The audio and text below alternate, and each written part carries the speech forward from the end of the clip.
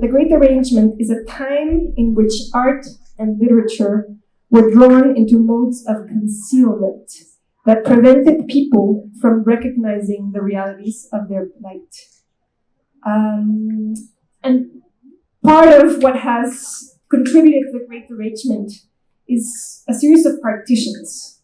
A partition from nature and culture, from the human and the non-human, language and image, individual, collective, subject and object.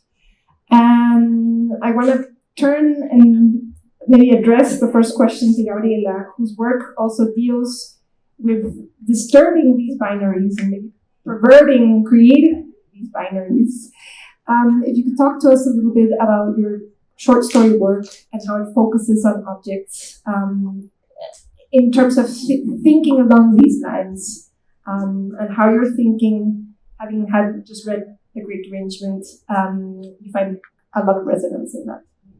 Well, to me, it's very clear, and Amitav mentions this time and time again, that the stories we tell about the world shape the world that we live in.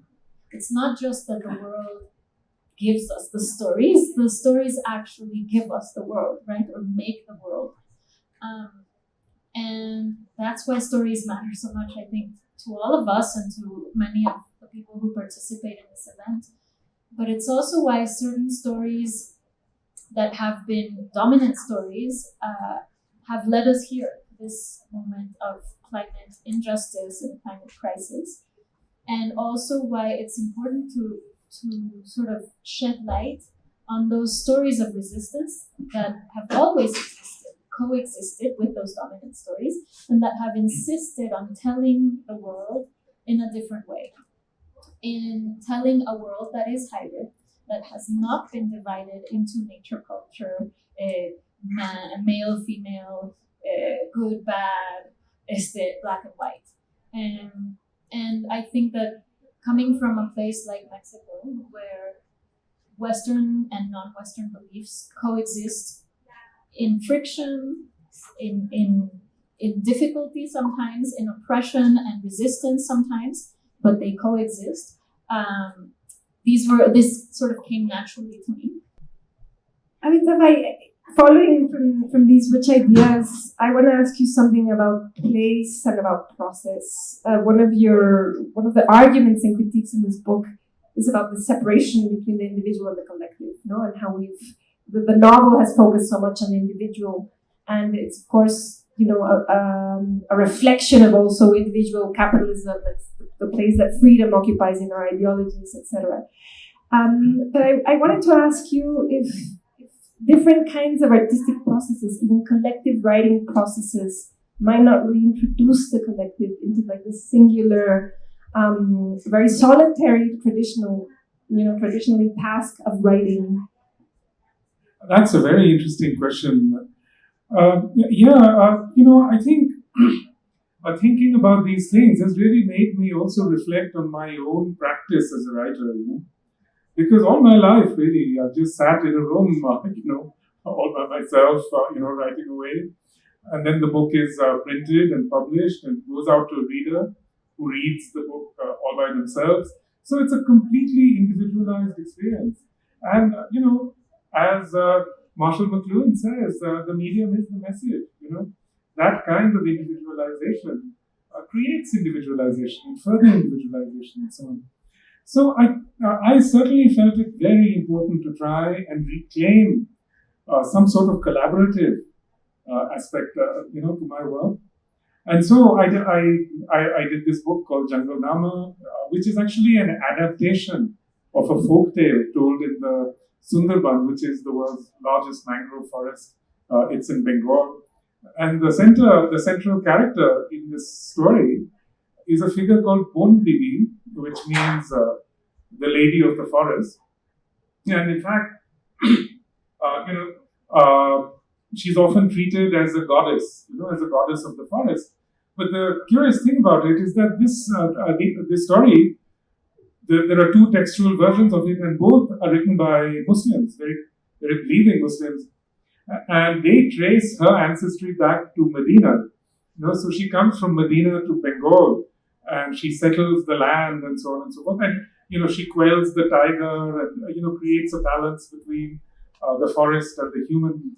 But what's so interesting about this is that in fact you can see her as a goddess, but you can also see her as a saint. Like a Sufi saint, and these sheikhas exist across not just the Islamic world, but also the Catholic world. The pandemic was a challenge to the imagination in such a way, and I'm wondering if living through the pandemic, if being students of what happened during the pandemic, also transformed your imagination, your work, and also what was possible in terms of our contribution to diminishing climate change or whatever margin is still possible, because gigantic transformations in conduct suddenly happened to save our own life. I'll start with you, Amitav, for that question, if that's okay. Well, during the pandemic, while we were living through it, a lot was written about how the pandemic might be a sort of real dividing line, a break between one mode of existence and another mode of existence. But friends of mine who are historians all cautioned against thinking in this way, because they said that, the historical evidence on epidemics shows that, in fact, after the epidemic is over, people go back to the old ways with twice as much vigor, And in effect, I think that's what really happened with the pandemic. It had, on the one hand, this terrible impact, which I don't think we're going to see the end of for a very long time, where it, I think, really had very long-lasting psychological effects on many people, but especially upon young people. And those disturbances are already manifesting themselves, especially in the US, where you see, the crime rates soaring, where you see, mental health issues, especially amongst young people. Friends of mine who teach in universities say now that, almost in every class, someone breaks down and starts crying, and it's men as well as women, So there's that. On the other hand, the pandemic has also had this terrible effect of accelerating things from before.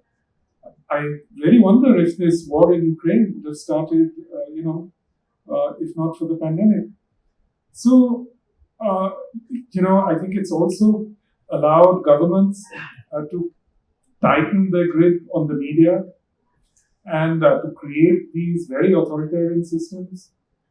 So, at the end of the day, I think the pandemic has just been a disaster for all of us who are concerned about the climate.